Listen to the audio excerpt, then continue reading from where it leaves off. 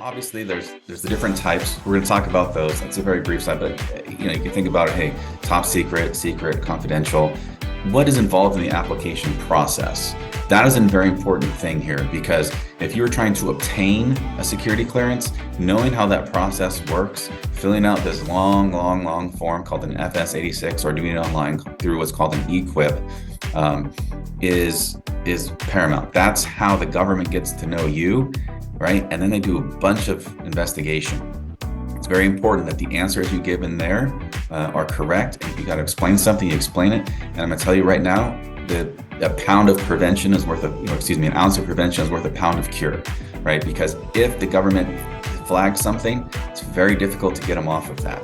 So you really want to make sure that when you're going through that process, that you understand what you have to answer and mitigate anything that is, maybe questionable. And we're going to talk a little bit about that. We'll talk about some examples. We'll talk about the adjudicative guidelines, which is what is considered. So the government has 13 categories of things that they consider when looking at your clearance. And you can look at the SF86 and see, oh, this section is talking about foreign travel. Obviously, this goes to whether or not I have a foreign preference or I have foreign contacts. And then things to consider once you get a clearance, because there's really two things here.